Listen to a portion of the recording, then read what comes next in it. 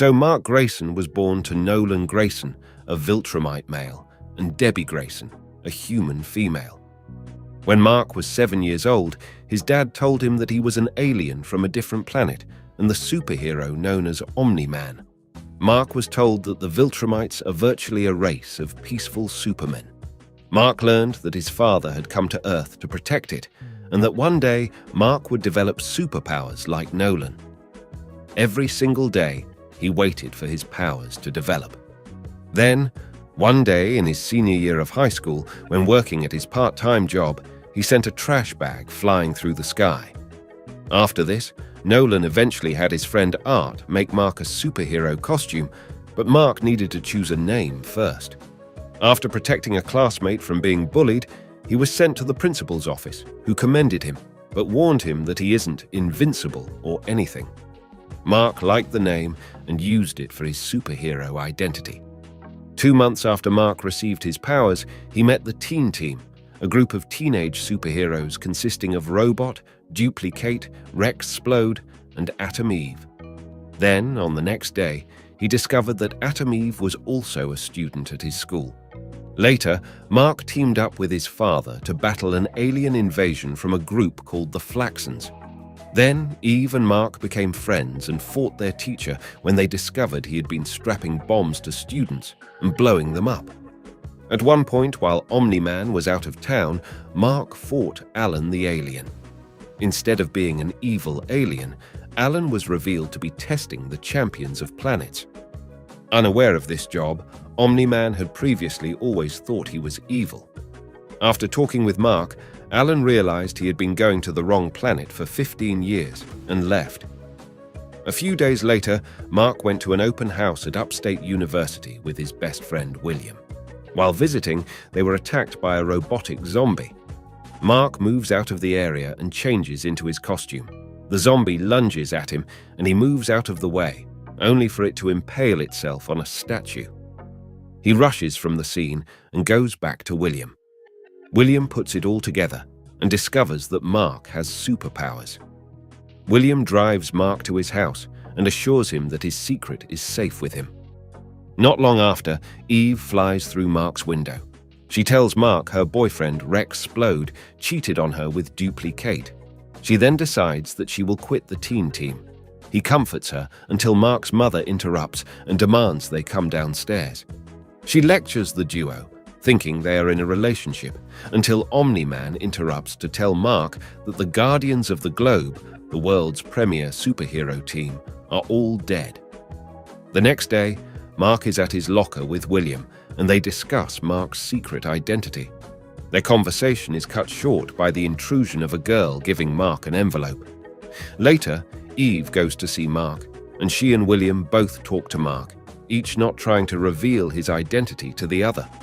Then Omni-Man and Mark arrive at the funeral with many heroes, such as Savage Dragon, Shadowhawk, Super Patriot, and others. The funeral is interrupted by Sanford, Black Samson's butler, wishing to get revenge for Samson losing his powers and being kicked out of the Guardians of the Globe. Mark moves Art to safety, and Omni-Man defeats Sanford. Mark converses with the Savage Dragon for a short time, and then Omni-Man leaves with Mark. That night, Mark opens up the letter given to him. The girl's name is Amber Bennett, and she leaves her phone number for him. On a Tuesday, William comes over for Mark's birthday. Afterwards, Nolan suggests that Mark and him watch a movie, and they relax on the couch. The day after, Eve apologizes for not showing up to Mark's party. Mark and Eve go patrolling and attack the villainous Lizard League. The duo easily defeats them, and they talk after.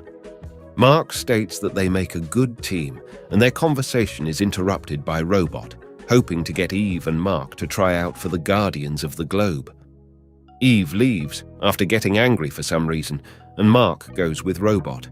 He sees Rexplode, and they don't say much to one another. After Mark leaves the bathroom, he looks at the crowd and notices that Rex is fighting with a superhero named Monster Girl. He attacks her, and she reverts back to her human form. Rexplode thanks Mark for saving him, only for him to leave angrily. Robot announces the new Guardians of the Globe lineup. including the former teen team minus Eve, Black Samson, and Monster Girl. Robot asks Mark to join as well, but he refuses. He arrives at his house to have dinner with his mom. Mark's mom asks if he has homework, and Mark tells her about Amber assisting him in his studies. Debbie, in trouble, asks if they are dating. Mark assures her that nothing is going on. After finishing dinner, Mark goes up to his room with Amber. They study and kiss, while not knowing that Eve was watching them. He would soon meet Doc Seismic, who used wristbands to create earthquakes and likes fighting famous superheroes. During their fight, he seemingly sacrifices himself to avoid defeat, and Mark heads home. That night, he goes for a drink of milk. An Omni-Man asks him to talk, but he was not in the mood, so he goes back upstairs. The next day, Mark talks with William and goes to the comic shop after school. He gets his comic signed by Philip Schaff, the in-comic creator of Science Dog. After the line for the signing disperses, Mark goes to buy comics. He asks the clerk to turn up the news and learns that his father is battling the Immortal, a member of the Guardians of the Globe who is supposed to be dead. Mark flies to the scene only to see his father impale and tear the Immortal's torso in half. Omni-Man sees Mark and asks that Mark now talk to him. When Mark learned Nolan was responsible for destroying the Guardians, he confronted him. Omni-Man revealed the Viltrumites weren't really peaceful explorers, but in reality they are violent conquerors. Omni-Man then tells Mark of his duty and the story of raising Mark. Omni-Man then asks Mark to join him in taking over the planet. Hoping to convince him, Nolan reveals that Mark will live much longer than humans, and everyone he loves will pass away. Still not convinced, Mark refuses to join him, and the two start to fight. Nolan punches Mark into buildings, killing thousands of innocent people. Nolan continues to battle Mark and charges him into the subway. Nolan reveals that he doesn't care about the planet, but Mark states that he is wrong. Mark charges into him, and Nolan reveals that he will kill Mark if he cares so much about Earth. Mark punches him, only to be smacked away. Nolan continues to pummel on Mark, knocking him to different locations around Earth. Nolan lectures Mark again about how the Viltrumites will help Earth. Mark asks what happens if humans resist takeover, with Omni-Man revealing that they will die. Nolan grows frustrated at Mark for resisting. Nolan asks Mark, after he's lived long enough, what he will have. Mark tells Nolan that he will still have his father. Nolan readies his punch to kill Mark, but he gets hesitant. Suddenly, Nolan decides to spare Mark and flies into space. After Omni-Man's betrayal, Mark would be in a coma for almost 2 weeks. Upon recovering, he would encounter a government agent named Cecil Stedman. He gives Mark his job description and asks Mark some questions. Cecil would again visit Mark after he made a full recovery and explain that he knew that Mark was protecting the planet. He asks Mark to work with him, and Mark accepts, marking their new work relationship. After arriving home that night, he goes to talk to his mother, only for her to go to bed because of the situation, which makes her depressed. Afterwards, Mark receives a transmission from Cecil, and Mark heads into space. He finds Alan and is surprised to see him again. Alan tells Mark that he was sent to warn him that a Viltrumite is among them. Mark tells him that he knew, and they fly to the moon. Mark reveals that he is a Viltrumite hybrid and that his father had left Earth. Alan, shocked and empathic, tells Mark of his own species being killed off by Viltrumites. Mark offers his aid to Alan if he is ever needed, and Alan asks him his next move, and Mark says he will finish high school. Later, Mark would encounter the Flaxons again, the aliens that had fought him and his father earlier. With the Guardians of the Globe and Eve, they defeat them by destroying wristbands that slow down their aging process. After the events, Mark flies back home, only to see the Immortal levitating near his house. The Immortal says that he will be watching Mark and that he'll stop him if he follows in his father's footsteps. Mark argues that he won't do so, and Immortal flies off. He goes into his room and sees Cecil inside. Cecil tells Mark that his and his father's conversation was leaked, but he tells him not to worry about his identity because he only mentions his first name. Cecil teleports off, and Mark heads downstairs to see Art, who came to check in on him and his mother. He checks on his mother to see her watching the news broadcast of Mark and Nolan's battle. The next day, Mark encounters his friends, and they ask him to go to Burger Mart with them. William then reveals that Eve and him are dating. Mark leaves the conversation after William tells him that he thanks Mark and his father for it, but William later apologizes for talking like that, and Mark forgives him. Mark later arrives home to see his mother crying on the floor. He comforts her, causing her to cry, and she asks Mark why he had to push Nolan away, much to his sadness. The next day, Mark would assist the Guardians in stopping an alien invasion. The invasion destroyed his high school. Mark rushes to the scene and is informed that school will be out and graduation will be pushed. Mark and Amber talk about their relationship and they embrace each other. Mark heads to clear the wreckage with Eve and they discuss her relationship with William. They find a man named Titan, the first supervillain Mark ever fought, moving the rubble. Mark attacks him and Titan offers to help instead. The next day, Mark and Amber go on a date. They head to Mark's house and enter, seeing Debbie on the couch. They go outside and they kiss. She leaves, stating that it could lead to other things. Later, Mark heads to graduation and heads on stage after Winslow calls his name. He throws his cap in the air and soon realizes that he threw it too hard and that it's not coming back. Mark heads to the Burger Mart with Amber, William, and Eve. He leaves again as Cecil to send Mark into space. In space, he stops Martians from trying to kill astronauts and returns to Earth. He arrived at his house and soon leaves to go to lunch with Amber.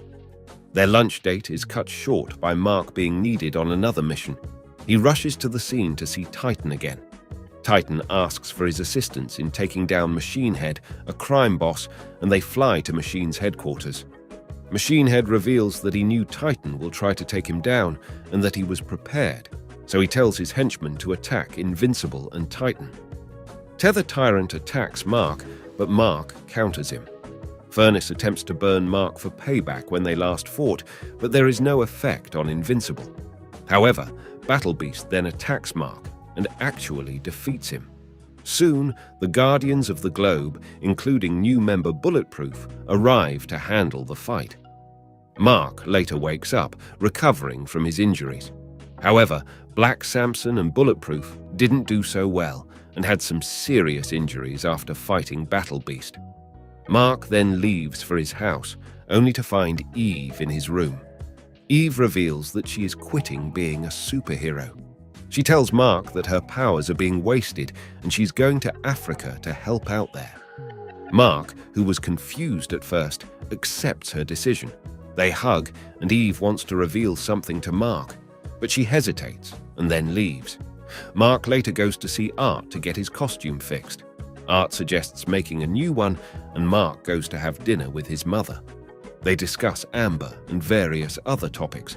Mark then goes to college and meets Rick Sheridan, whom he briefly met at the open house. Their class is interrupted by the appearance of a student named D.A. Sinclair. After class, Mark and Amber walk around until another Reaniman attacks. He flies away to change into costume and destroys the Reaniman. He arrives back in civilian apparel to find Amber. Amber, angry at him for leaving for her, yells at him and leaves. That night, Mark talks with William and he suggests that Mark tell her his identity, but Mark says that he shouldn't reveal his superhero identity to her. The next afternoon, Mark receives a call from Cecil to head to Midnight City. He goes to find Darkwing and also notices bodies on the floor. He realizes that this is the original Darkwing's replacement, who was an original Guardians of the Globe member and was therefore killed by Omni-Man. Mark also discovers that Darkwing 2 is killing people. He fights him and takes him to prison. Mark would later see a movie with William and Rick before going into Amber's room, much to her shock. Then, Amber somehow manages to figure out his identity, and he himself reveals his costume to her. Mark then reveals his origin to Amber, and the duo spends the night together. Meanwhile, Rick Sheridan is kidnapped by DA Sinclair. Mark would later go see his mother and reveal to her that he told Amber about his identity. Art changes the boots on Mark's costume, marking the debut of the version of his costume that Mark would use most often in the future. Mark would next go stop a man named Angstrom Levy, who can travel across dimensions.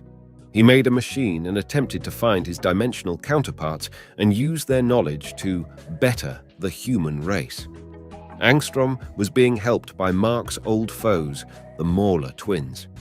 Angstrom freed them from prison in exchange to gain their super-intelligence. When Mark was attacked and nearly killed by the Mauler twins and their other dimensional counterparts that were summoned by Angstrom, Angstrom removed himself from his machine and pleaded for Mark's life. An error occurred in the machine and it exploded. As a result, everyone but Mark, Angstrom, and one of the original Mauler twins are killed. After the explosion, the Guardians arrived and told Mark that this would be cleaned up. Later, it is soon revealed that Winslow retired as principal and is now the dean of Upstate University. He asks Mark if he has seen Rick. Mark goes to his house and talks with his mother. They are interrupted by what appears to be a science dog. He fights him at first until they talk peacefully. Science Dog reveals himself to be a mantis-like alien and asks for Mark's help. He heads back to his house to see his mother drinking again. He then leaves and Cecil tries to dissuade him from going to their planet. Mark rebuffs Cecil and goes to see Amber. He tells her that he must leave to go to space, and they embrace before he leaves. He goes with the alien to space, and they arrive to his home planet. They go to the ruler of the planet's throne, who reveals himself to be none other than Mark's father. Shocked to see his father again, Mark clenches his fist, ready to attack him. Nolan readies himself to fight Mark. Instead, Mark cries and hugs his father. Nolan embraces Mark as well, stating that he missed Mark. Mark begs his father to come back, but Nolan refuses. Nolan tells Mark about him abandoning his post and him finding the planet. Stating that he went to find a planet after their fight, he found Thraxer and was made ruler easily due to his millennia-long lifespan. They went to discuss things going on, and Mark punches Nolan to find out if he wasn't one the Thraxans in disguise. Nolan, aggravated, prepares to attack, but Mark assures him that it was a test. After complimenting his strength, the duo heads to Nolan's private chambers. Mark discovered his father had a new alien wife, Anissa. Nolan says that he became a fugitive of the Viltrum Empire for Mark. Nolan also opens a door and says that Mark has a little brother. Nolan reveals to Mark that Nolan's child aged like his mother, but Nolan believed that once his powers will come forth, he would age slowly, like a Viltrumite. He reveals that his child's purple skin is a deformity, and that he would have been killed by him if he was on Viltrum. Nolan reveals that the Thraxans chose their own name, which is why he refers to him as Mark's little brother. Nolan asks for Mark's help because the Viltrumites know Nolan's here, and they are coming to kill him. Soon they are attacked by 3 Viltrumites. Mark takes Anissa and her child to the caves of the planet, but they are interrupted by a Viltrumite named Lucan. Anissa distracts him, and Mark attacks the Viltrumite. They escape only for the Viltrumite to catch up to them. But Nolan intervenes in time, and Mark gets away and is exhausted from flying so hard. Nolan arrives, revealing that he killed the Viltrumite. The duo takes Anissa and her child back to the caves. Nolan and Mark go back to the population to see most of them killed. Nolan, enraged, takes his anger on Mark until 2 Viltrumites arrive. Nolan rushes to one and attacks him. Nolan loses the upper hand, and Mark assists him, only to be knocked away. Nolan and Mark battle the Viltrumite duo, and Nolan severely injures one of them.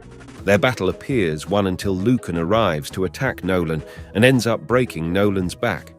Lucan, being disemboweled, also succumbs to his injuries and passes out. Soon the Viltrumite warship arrives and provides medical treatment to everyone, including Mark. Nolan then told Mark to read his books before he was taken away. The Viltrumites then told Mark that he proved himself as a capable Viltrumite and gave Mark his father's assignment of taking over Earth and was given a 100-year deadline. Mark goes back to Andressa after healing from his injuries and reveals to her that Nolan was captured. A month later, Mark helps the Thraxans rebuild the civilization from the Viltrumite damage. Andressa then asks Mark to take Oliver because she will die soon because of her rapid aging. So Mark takes Oliver with him and goes back to Earth. Mark arrives back on Earth to see his mother. He reveals to his mother that he saw his father and reveals to her that Nolan had betrayed the Viltrum Empire. Mark also reveals that he has a little brother, much to her shock. He leaves her with the child and goes to the Pentagon. Cecil lectures Mark on him abandoning his job, and Mark retorts by saying that the Thraxans would have died if he didn't go there. He goes back to his dorm and changes and flies to see Amber. Amber yells at Mark and questions whether they should be together, and Mark replies with a simple, "Yeah." Mark heads to his mom's house to visit his mom and his brother. They converse, and Cecil soon sends him on another job. Mark rushes in, and he throws a rock at Mastermind, a villain with mind control powers, and leaves back to his house. Debbie gives Mark Eve's number, and he heads to his dorm. He calls Eve and is invited to Africa. The next morning, he flies with Amber and lands on Eve's property.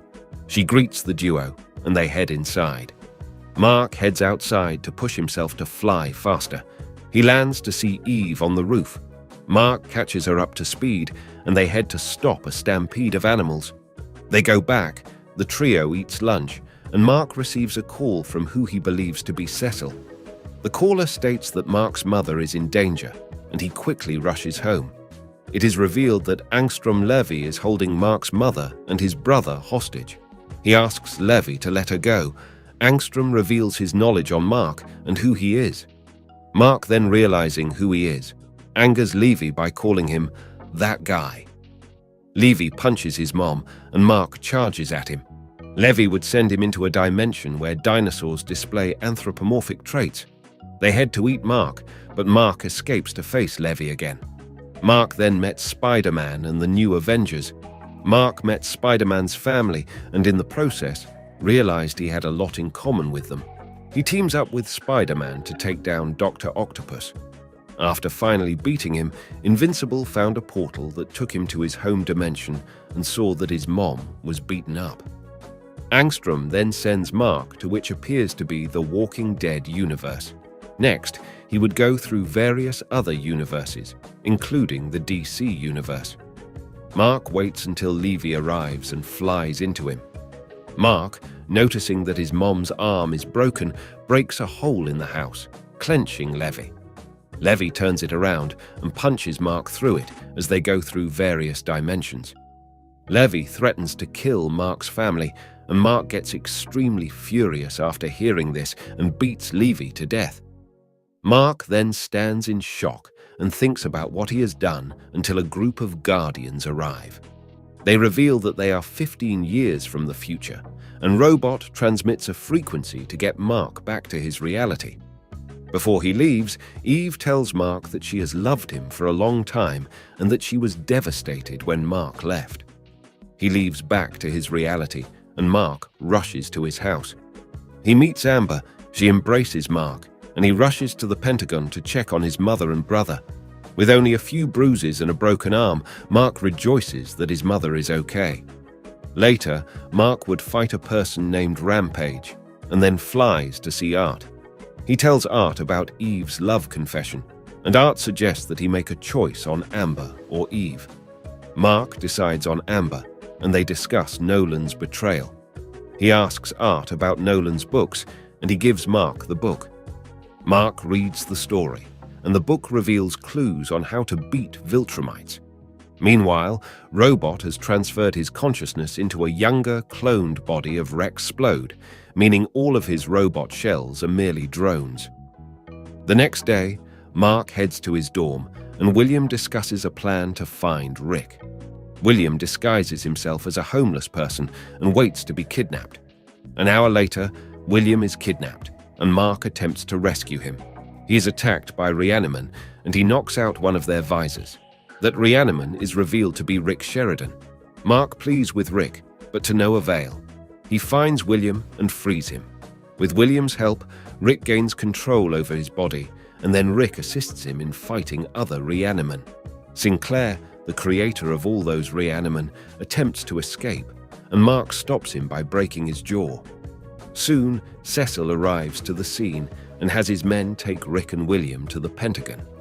After learning that Rick will never be the same and be mostly machine, Mark becomes aggravated. He then takes William and flies him out. Mark goes to get some rest and heads to Amber's dorm at Peyton Noble University. He notices a guy in the dorm and argues with Amber. He then leaves to see Cecil, and Cecil informs him of Rick's situation. Later, Mark goes to Amber's dorm and goes to see a movie with Amber's friends after he hears them talking badly about him. After, Mark leaves to go to Africa to see Eve, where they embrace and converse. Then suddenly, Eve and Mark kiss each other, much to the duo's surprise. Mark gets a call from Cecil and takes Eve with him. Cecil sends the Guardian to Mars to stop the Martian slave race, the Sequids, who have united under a human host, Russ Livingston, after he was left on Mars and replaced by a Martian. The Martians destroy their spaceship, and Eve forms a bubble for those who can't breathe in space. The Sequids overwhelm the Guardians, but are unable to attach to them. Robot transmits a pulse and gets the Sequids off. Eve prepares a barrier, and Robot prepares to transmit the pulse again. The barrier breaks after Eve gets too exhausted to keep it up. Martian Shapesmith uses his elasticity powers to guard the robot.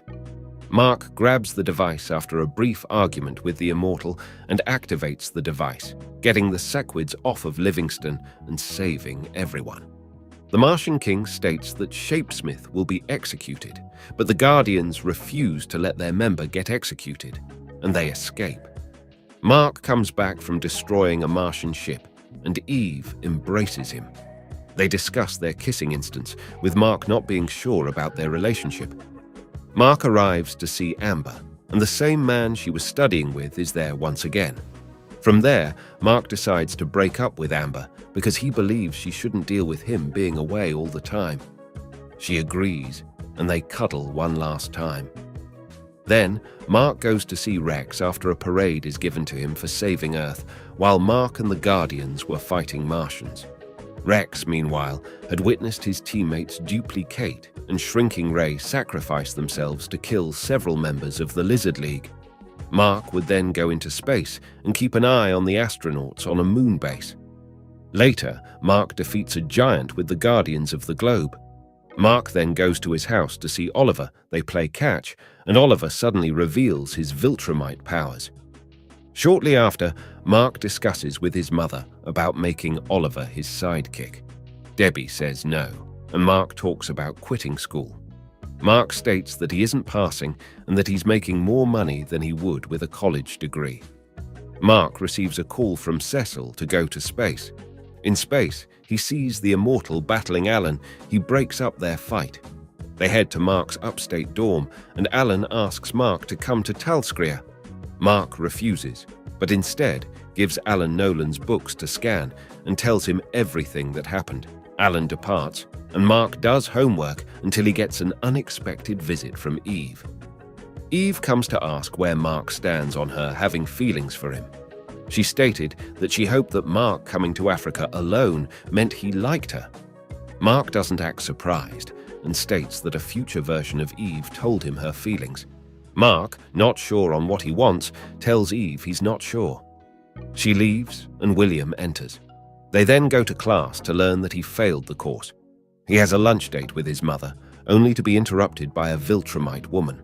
They head to the sky.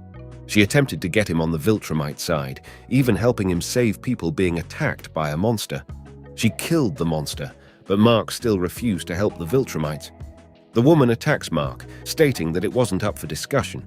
She easily ends up overpowering him. She leaves after reminding that he still has a duty to take over the planet. She also stated that another Viltrumite will check on his progress before flying to space. Mark then goes back to his mother and they head home. Mark goes back to his dorm and gets frustrated. He flies out to get some air. Mark would make attempts to improve his strength and lift a 400-ton weight. Later, Mark and Rex Splode must stop an attempted robbery by two martial artists named Fightmaster and Dropkick. But they are interrupted by Multi-Paul, seeking vengeance on Rex, who blames him for his sister's death. Mark assists Rex, not realizing the burglars had escaped. They all soon learn that Kate isn't dead, as she lived through a zero copy. She wanted to stop her brother without taking him to prison, but when she arrived to help Mark, she found that he had already stopped her brother and was going to send him to prison. Mark notices that William is wearing his costume, with Mark jokingly saying William was gay for wearing his costume. Mark would later fight Tether Tyrant and Magmaniac again. Oliver would come to assist, and the duo defeated him. Oliver discusses him becoming Mark's sidekick, and he says they'll talk more about it later. Mark, Rick, and William go to the bowling alley and depart with Rick, telling a sad story about what D.A. Sinclair has done to him. Mark flies over to Africa to see Eve before taking her with him after Cecil sends them to stop Dr. Seismic. They are overwhelmed and captured until Darkwing 2 arrives with Reanimen to save them. After the battle cools down, Mark attacks him, calling him a murderer. Cecil intervenes, and he leaves to talk with Eve. Mark uses clues and discovers that Cecil had covered up the Darkwing incident and headed to see him. They argue, and Mark discovers that D.A. Sinclair now works for Cecil. Cecil walks him into the White Room and unleashes Reanimen on him. Cecil also reveals that he learned that Mark's equilibrium is his weakness and transmits a pulse that is deadly to Viltrumites. Mark attempts to fly away from Cecil to get to the Guardians of the Globe headquarters. He arrives, and the Guardians assist Mark. Rex destroys the transmitter, and Robot blocks the frequency, and Mark charges into Cecil. Mark says that the money that he has earned is his, and threatens to kill Cecil if he recruits Oliver. Rex, Splode, Robot, Monster Girl, and Bulletproof quit the Guardians. Mark heads home, talks about it with Eve, and mentions that he fears for his life. He also mentions that he thought of Eve before he thought he was going to die. Eve grabs his hand and they kiss, symbolizing the start of their relationship. Mark goes on a flight practicing with Oliver, and they head to Art's shop. Mark gets a new, darker costume, and Oliver becomes Kid Omni-Man. Mark and Oliver head to fight supervillains from stopping a prison break. Oliver made rookie mistakes, but Mark forgave him. When Mark arrived home, he hung out with Eve, and they kissed again, not noticing that they were being watched. The Mauler twins had created a new weapon and appear to have taken out the Guardians of the Globe. Mark suits up and flies over there. Not so long after, Oliver suits up as well and follows him. Invincible begins to fight the Mauler twins. Soon they become frustrated and launch a nuclear missile. Just then, Oliver arrives, and Invincible takes off after the missile. Mark stops the missile, and it explodes, leaving Mark unharmed. While Mark is in space, Mark notices that Oliver has killed the Mauler twins, and Cecil is comforting him. Mark grabs Cecil and chokes him, explaining that they had a deal, and tells Oliver to get in the sky. Mark explains that they shouldn't kill, but Oliver rebuffs, saying that they can't hurt anyone anymore now that they are dead. Mark tells him human life is precious, and Oliver disagrees. Mark tells him that he sounds too much like his dad. Oliver asks Mark if he ever thought their father was right. Mark silently says, sometimes. The next day, Mark spends time with Eve, and Eve recommends that he talk to Oliver. But Mark becomes frustrated with Oliver's lack of empathy for humans and heads to William's room. William reveals to Mark that he's moving in with Rick, and Mark goes to patrol. He notices Titan and stops him from attempting to break out Multi-Paul. Titan leaves after an astral dragon intervenes. Mark can't stop the dragon, so after the dragon disappears, he heads to his house. He stopped when Eve was coming to see him. He decides that they go on dates together with no interruption. She agrees, and he goes to talk to Oliver. Oliver apologizes, and Mark hugs Oliver, much to his annoyance. Mark and Eve would have dinner date in Paris until they are interrupted by Fightmaster and Dropkick. They ask Mark to go to the future with them. Reluctant at first, he goes anyway. Mark and the duo allow themselves to be captured, and they are taken to prison. Mark is instead taken to the king. It is revealed that the Immortal rules the world. The Immortal shows that he wants to die and asks Mark to do it. Mark refuses at first, but when the Immortal starts to reveal events in the future, Mark loses his temper and decapitates the Immortal. He goes back to his current timeline and goes back to Paris. He would arrive to Eve, and they would go to various locations around Earth and space. They kiss after declaring their love for one another. They arrive back to Mark's room and have sex for the first time. The next morning, Mark wakes up and receives a call from Amber. When he arrived, she revealed that her father had died and that her new boyfriend Gary has been abusing her physically. Mark asked where he was located. Meanwhile, Oliver was patrolling the city when he came across a giant robot destroying the city. Oliver is also being followed by a floating orb. Meanwhile, Mark holds Gary by his leg and says that even though he is out of Amber's life, he still cares about her. Mark also threatens to kill him if he does it again. Gary promises never to do it again, and Mark tosses him across the roof into a pole. Mark finds out where Oliver is and goes to help. Oliver says that the human inside the suit just wants to get out, and Mark says that they'll talk about it later. Mark goes and sees Amber, who is happy about what he did, and she tells him that she's giving Gary another chance. Mark goes to Eve's house and tells her what happened, and they cuddle for a while. Later, Mark sees Oliver and apologizes to him for not teaching him things. Oliver sees a reflection from the trees, and Mark flies to get the orb, but it blows up in his hand, and he says that someone was watching them. Mark goes to Robot to see if he can find out who's spying on him. Mark then goes to Cecil to see if he is the owner of the orb. Cecil tells Mark that it is not him and that he needs help track down a fugitive. Though Mark initially refuses, Cecil manages to convince him as he says that the man killed his wife.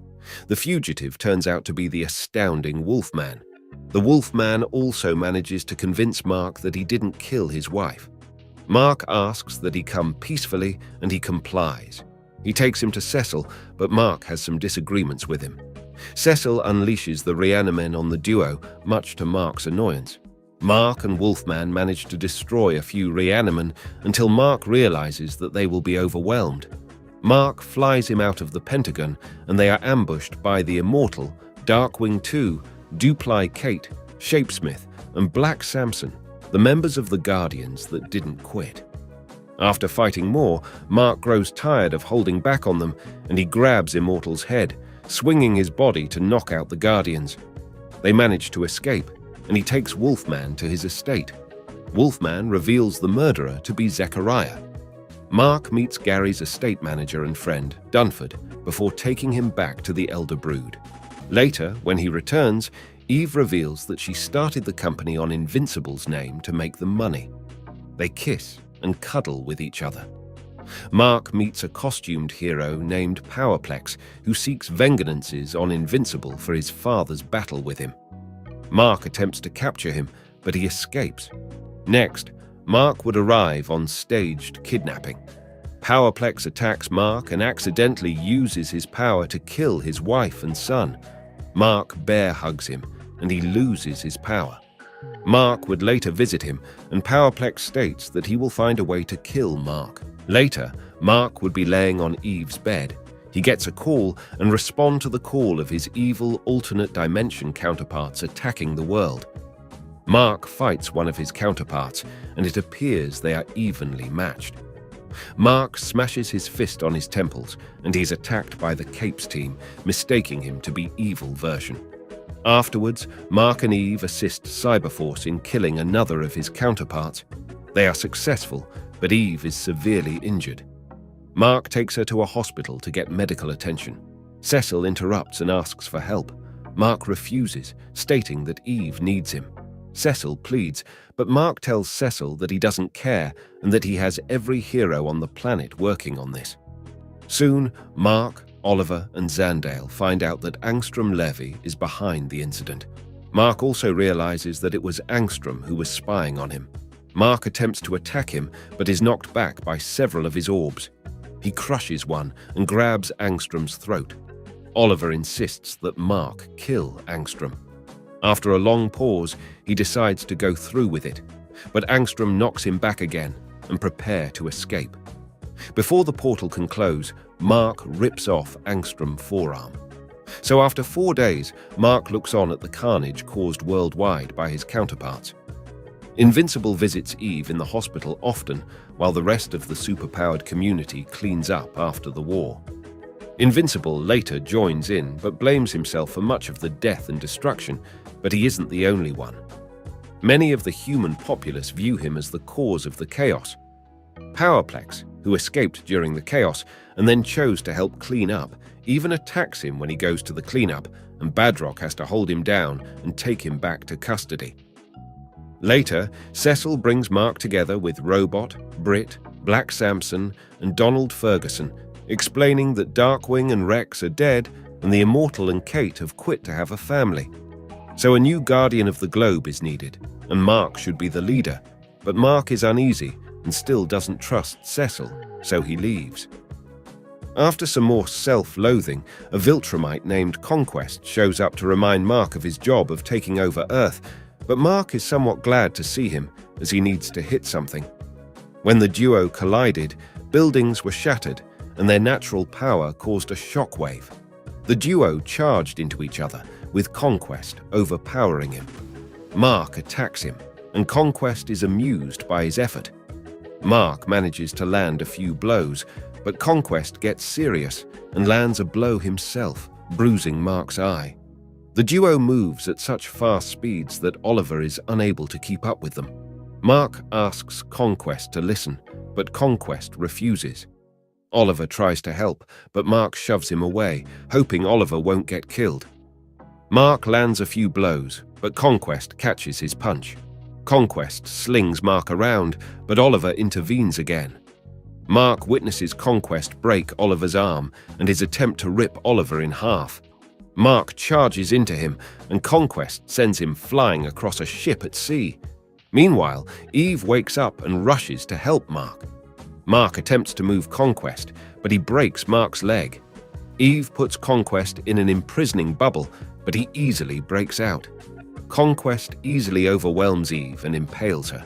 Everyone believes she is dead. Conquest then thanks Mark for the battle they are having. In his anger, Mark promises to kill Conquest. They continue to fight despite Mark's body having been broken and his excessive bleeding. His rage allows him to turn the tide as he destroys Conquest's robotic arm, but also breaks his in the process. After a near-death experience, Eve unlocks her full powers. Eve recovers from her injuries and fires a massive energy beam at Conquest that burns all the skin off his body. Mark continues to fight him as Conquest isn't done yet. In the end, Mark headbutts Conquest over and over again until his skull is crushed, apparently killing him. Invincible then collapses to the ground due to his injuries as the heroes show up to help him. Mark then awakens in the Pentagon hospital with Eve by his side. The two reconcile, with Mark noticing that Eve's breasts have gotten larger, leading to an intimate moment between them. He is extremely upset because he thought that he had lost her. This moment is quickly interrupted by Debbie Grayson. Later on, Invincible joins the other heroes at the funeral for Rexplode. Robot takes on Rex's name. Afterwards, Mark goes to see Oliver in the hospital. Mark then reveals a shocking revelation he had during his fight with Conquest. In order to truly protect Earth, Mark must kill every villain he encounters from now on. Invincible and the rest of the superhero committee seem to be finishing reconstructing the cities of the world. Invincible then gets attacked by a new villain called Dinosaurus. He then proceeds to rant on how Invincible could be allowing non-superpowered people to clean up the damage, which would grant more jobs and help the economy. not to mention the amount of time they would be employed compared to the fast cleanup Mark is doing. After a quick fight, Invincible is just about to kill Dinosaurus, but just then, the Guardians of the Globe arrive, and Robot then asks Invincible if he was really going to kill Dinosaurus. Later, at Eve's house, Mark explains to Eve what happened in the city. Then they have dinner with Eve's parents. After a long and awkward dinner, Mark and Eve talk about the prison meeting they have the other day.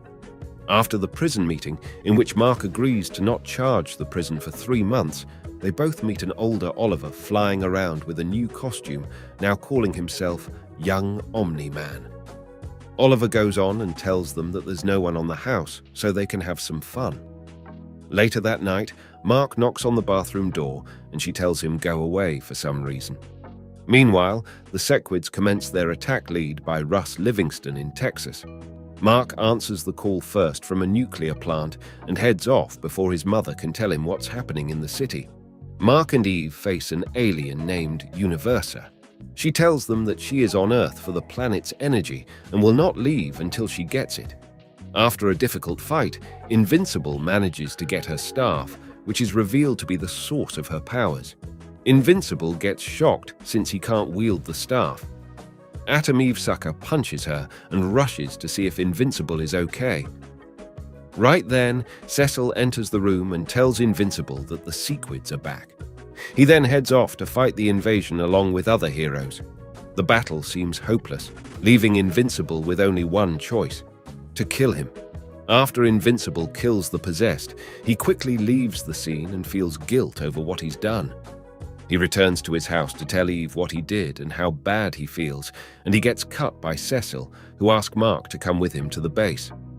Cecil tells Mark how he feels about the situation at hand. Cecil tells Mark about how bad people can be turned good if given a second chance, using D.A. Sinclair as an example. Later on, Mark is helping Titan battle his old master, Mr. Liu, who was the same dragon they fought before, but in the process, Mark almost kills Titan. Mark then visits Art and tells him about the things that happened recently in his life, like watching Eve die and him killing, telling him that the black and blue costume sometimes feels like a curse and that he can't even look at himself anymore. Art tells Mark that he is a good man and tells him that he doesn't have to wear that costume anymore and gives an updated version of his old costume. Mark then meets Eve at his house and asks her if she wants to go to have dinner. Right there, Mark's father, Nolan, arrives before him. With Alan accompanying him, Nolan tells Mark that he is needed and the time of war is upon them. Later, Mark tells Eve what has happened so far and what he knows about the Viltrumites. He also tells Eve about how he is scared of what the war will make of him. Later, in the middle of a Flaxen invasion, Invincible gets a call from Eve, telling him to rush over to a shopping mall. Invincible declines, saying that he is busy and telling her to see if Oliver can take care of that instead. Later on, in Mark's house, him and Oliver are discussing whether they should bring Oliver or not, but Oliver was being persistent and told Mark that he might need his help. Later on, their father agrees to bring Oliver with them, and Nolan also reunites with Debbie. After an emotional goodbye to Eve, Mark, along with his father, his brother Oliver, and the tech jacket, they all head off to space with Alan to meet the coalition of planets. It was on the way to meet up with the coalition that they got attacked by the fully recovered and still alive Conquest, Lucan, and an unnamed Viltrumite from before. They all fight, and in the middle of the fight, Oliver loses his breath and is forced to find the nearest planet to catch some air. Conquest follows him, and just as he's about to attack Oliver, Mark cuts him off, and the two of them continue their fight. After a tough battle, Mark finally manages to kill Conquest once and for all, but it also leaves him on the verge of death. It is right there that his father and his brother find him. Omni-Man tells Oliver that Mark will recover, but it will take a couple of months before he can be fine again. Meanwhile, the Viltrumite War finally started. After some months, Mark finally regained consciousness and asked his father about what happened and if he was the one who had killed Conquest. Nolan corrects Mark by telling him that it was Mark who killed Conquest. They all head off to assist and stop a Viltrumite attack on Talescria. There, it is revealed that there is a traitor in the coalition. After getting attacked by Viltrumites, Thetis gets everyone ready to fight the Viltrumites on their home planet, Viltrum. They all head out to space, finally reaching the Viltrumite planet. Thetis then gets slashed by a female Viltrumite, Thula, but Battle Beast, who has made a major shift from being Machine Head's bodyguard to a good anti-Viltrumite warrior, cuts in and begins to fight her. Soon, Emperor Thragg arrives with some Viltrumites, and just then, Space Racer arrives with Ragnars, creatures that can battle the Viltrumites. Mark and Oliver fight some Viltrumites until Mark finally fights Thragg, only to be pushed aside. Oliver insults Thragg and proceeds to punch him. Thragg grabs Oliver's hand and breaks his jaw while ripping his arm off. This angers Invincible, and he proceeds to fight Thragg, only to be punched back later. Along with his father and Thetis, the three of them charge to the center of the Viltrumite planet, along with a blast from the Spacer Racer. With the blast from combining with the three charging, the planet explodes. After the shockwave knock back everyone, Mark heads to find Oliver's body and begins crying at the thought of Oliver dying. Then, after killing Thetis, Thragg charges at Mark. Mark kicks him back and punches him, with no effect on him. Thragg then continues to pummel him while telling him that he has taken away his history, heritage, etc. Nolan intervenes, only to be overpowered as well. Thragg headbutts him, only to be stopped by Battle Beast. After Thragg throws Battle Beast away from the battle, Thragg continues his assault on Mark. Omni-Man kicks Thragg's hands off Mark so he can get away. Mark attempts to run away, but Thragg catches up to him and smashes his fist onto Mark's face. Thragg grabs Mark by his neck, only for Nolan to try to intervene. Thragg impales Omni-Man and proceeds to talk to Invincible. General Craig, another Viltrumite who is spectating, asks why Thragg hasn't killed Mark and his father yet. But due to some unknown reason, Thragg has decided to spare Mark and Nolan. Mark and Nolan are later rescued by a coalition ship and taken back to Talescria. Later, Mark wakes up in Talescria, only to find Alan watching over him. Alan states that he was worried about Mark due to his severe injuries. Mark asks Alan what he is wearing, and Alan says that he is now the leader of the coalition of planets since Thetis has died. Alan tells Mark that he was out for 2 weeks and shows Mark to his father. He also sees that Oliver is recovering from the injuries after being given a new mechanical jaw and arm that was previously ripped off by Thragg. He proceeds to talk to his father about Oliver and finds out that he should be out of a coma in a few days. When Alan gets his report from Tech Jacket on previously Viltrumite-occupied planets, he begins to panic. Alan had told Invincible that there was no Viltrumite activity. Mark goes on to say that the Viltrumites wouldn't have let him live if they didn't want to hurt him. He then puts the pieces together and realizes they are on Earth. Worried about what's happening on Earth, Mark and Omni-Man head there, and Invincible thinks about what the Viltrumites might do to Earth. Omni-Man tries to comfort his son, only to be awkwardly interrupted by Tech Jacket. Tech Jacket leaves, and then Mark leaves the ship to fly to Earth once the ship gets close enough. Flying all over the Earth, he doesn't see the Viltrumites. Omni-Man asks Mark to look over, and Thragg appears before them. Mark proceeds to attack him, only for Thragg to grab his neck and throw him. Thragg begins to try and negotiate with Mark. Thragg goes on to say that he wants a truce due to there only being 37 pure-blooded Viltrumites alive in the universe. He goes on to say that they will occupy the planet, but hide among the humans to interbreed. He states that Earth is the perfect place to replenish their ranks due to human DNA being similar to Viltrumites. Mark rebuffs by saying that the Viltrumites will get stronger next time they fight. Thragg reprimands him, saying that fighting today will result in catastrophic losses. Mark is furious, but agrees to it, thinking back on what could happen if he said no. Thragg commends Mark and tells him how he and Nolan may be the reason the Viltrum Empire prospers again. Tech Jacket arrives at the scene only to be told that the war is over. Mark flies to his house with his father to surprise his mother. She greets him with a hug. When asked where Oliver is, Omni-Man states that he's injured but alive. Debbie tells Mark to go see Eve. Mark flies to Eve's house and opens her window. Eve, in tears, warns him not to come closer due to her weight gain over the past 10 months. Mark embraces her anyway to tell her that he loves her. He lays in her bed to discuss what has been happening since they were gone. She tells Mark that he has been keeping the Invincible business running by using Bulletproof. Mark flies off the next day and proclaims that though the war may be over, they didn't win. Invincible later goes to visit Art at the tailor shop. Invincible asks to get his old costume back. He then flies back to the Wilkins residence to talk with Eve. They begin to converse, and they are interrupted by Invincible business calling. Invincible reports and fights several of his past villains. He goes back to his house to see Eve talking with his mom and wonders what they are talking about. Samantha goes on to say that she thought he was finished with the bank job and popped up to see his mom. Mark, confused by this, wonders why. She states that while he was gone, she bonded with his mother. He leaves to look for his father. Next, Invincible and Atom Eve fly to Duplicate and the Immortals' house, who were married years ago. There they are greeted cheerfully by Kate, the Immortal, and their twins. From there, they have dinner with the group, exchanging stories with one another. After dinner is over, Eve goes to help Kate with her twins' baths. Seeing the happy babies, Eve runs out of the house while crying. Mark goes after her.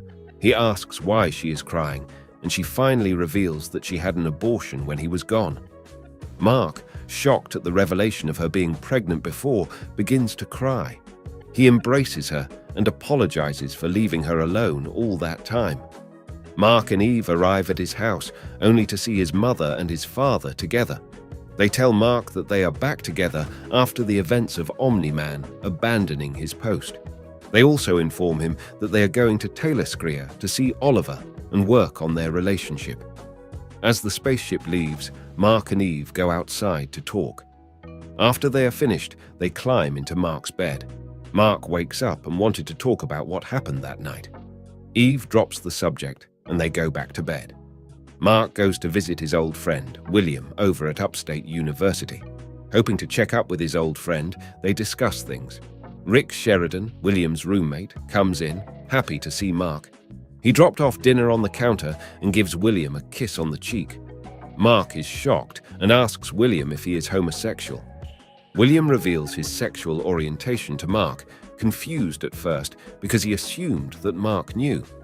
Later, Mark goes on another job to stop Dinosaurus again. However, he is unsuccessful at stopping Dinosaurus this time, and Las Vegas is turned into glass by several hydrogen bombs. Numerous lives are also lost. He looks into his reflection and wallows in sorrow for not being able to stop him. Later, he would go with Eve and stop a bank robbery. After the event, Powerplex goes to stop Mark, but Mark uses his words to calm him down. Powerplex cries after he realizes that he himself killed his wife and son. Mark comforts him afterwards, and he goes home after talking with Cecil. Then he would arrive home to Eve and talk about how things were getting worse. Mark would visit Universa in prison and negotiate with her. He manages to get her released. She gets energy for her planet, and she thanks Mark for being generous before returning to her planet. Cecil would later reveal that Sinclair has been making Reaniman of the deceased Invincible counterparts. Mark stated that this was okay for him to do, which ends up surprising Cecil. He leaves the White Room and goes to Monster Girl and Robot's returning party, who were stranded for a time in the Flaxen dimension. Mark notices that things between Monster Girl and Rex aren't okay. The next day, Mark heads to stop Tether Tyrant, but the Guardians have already taken care of it. Mark would later go to where Las Vegas used to be, and Cecil told him about how Las Vegas is now a large solar panel. Seeing that something good came out of it, Mark realizes that Dinosaurus was right. He would next talk to Eve to ask her if he would still love her if he were to do something rash. Eve reassures him, and Mark goes to break Dinosaurus out of the Pentagon. He meets a wave of reanimen, but easily escapes with Dinosaurus. They head to his secret base and begin planning their next move. Soon, Omnipotus returns and defeats the Guardians. Mark and Dinosaurus head to the scene, and Dinosaurus crushes his head. The Guardians recover and attempt to arrest Dinosaurus and Mark. But they escape, and Mark arrives home, and Eve realizes what he had done. Cecil interrupts and asks Mark to talk with him. Cecil begins to talk about how he was impressed with Mark, but he took a step in the wrong direction. Cecil gets a transmission and asks Mark to go to space to see Alan. In space, he notices Oliver with him and asks why they are here. He also notices that his father isn't with him. Alan then tells Mark of his plan to release the Scourge virus into the atmosphere. Mark becomes angry and asks how similar this is to what the Viltrumites did to the Unopans. Alan gives his explanation, but Mark isn't convinced. They commence battle until Thragg interrupts to aid Mark, much to everyone's shock. Alan becomes startled, and Thragg informs him that he knows about their plan. Alan reaches for the virus dispenser, and Thragg notes that he could kill him before the virus could have an effect. Thragg offers a truce, which Alan reluctantly accepts. Their conversation is interrupted by the Guardians appearing. They attempt to capture Mark again, but to no avail. While distracted by the battle, Oliver uses the time to grab the virus dispenser. Mark notices him flying to Earth and attempts to stop him. They get into a brief scuffle and argument, with Oliver arguing that the human loss is lower than the galaxy loss. The duo get into a tug-of-war, and Oliver accidentally dispenses the virus into Mark's face. Seeing this, Alan rushes to catch him. Alan tells Mark not to worry because the virus is meant to pass on from person to person. Mark starts to think that he feels okay, but Alan notices that Mark's eyes and nose is bleeding.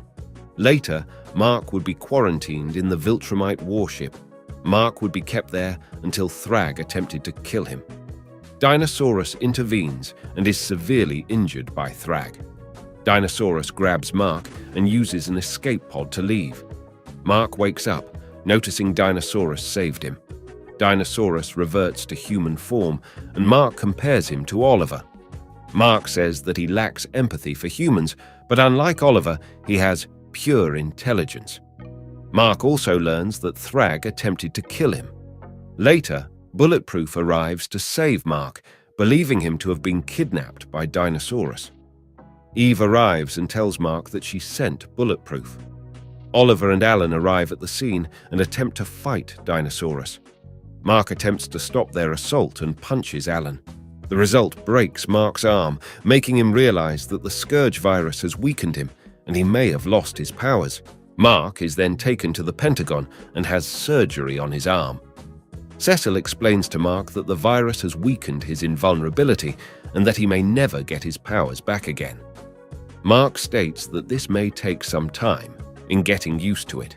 Eve has to protect him in a force field while the Guardians take down Octobos. He goes home, feeling helpless, noting that he may never be invincible again.